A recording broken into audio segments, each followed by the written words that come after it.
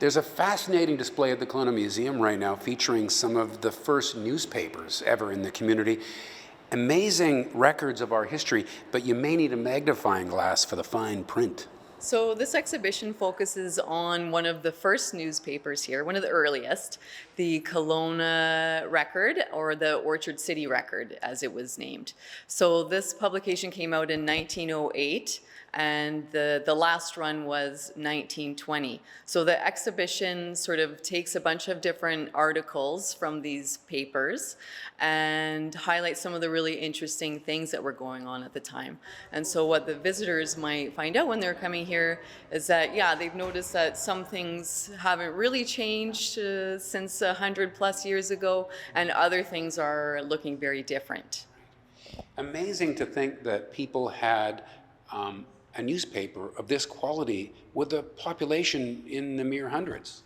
Yeah, that's right. And in fact, there were two papers running at the same time. There was the Kelowna Clarion, which would later become the Courier, and then this Orchard City Record. So they were actually competing really early on with a population that was, in the hundreds, and sort of, by 1915, it's getting to be around 1,700 people here. So it was quite a bit of competition.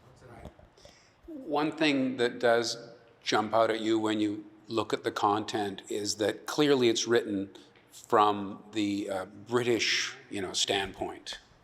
That's right. The people who were running the paper, the Leafleys, they were two brothers that came from England, and it's really written from that British perspective.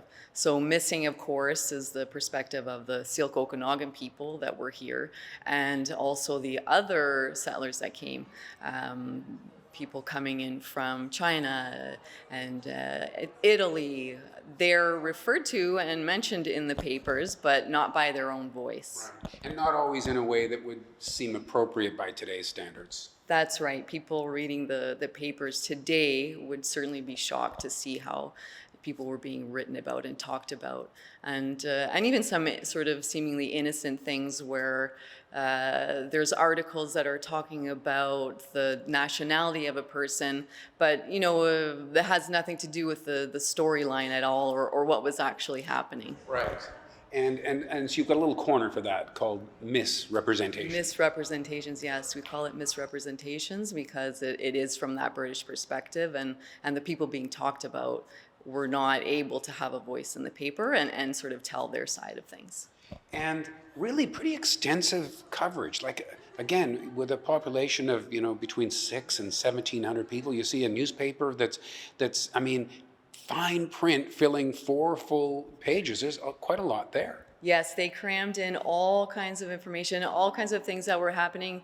They filled it with gossip, things that we wouldn't think were news today, like someone coming to visit from Alberta. There's tidbits like that to help fill in those pages. And there was advertisements too, so they were doing some advertising. Of course, a visit from Alberta wasn't quite so easy back then. That's right. It would have taken a lot more effort to get here, that's for sure. What jumps out at you when you glance back at this sort of glimpse into the past?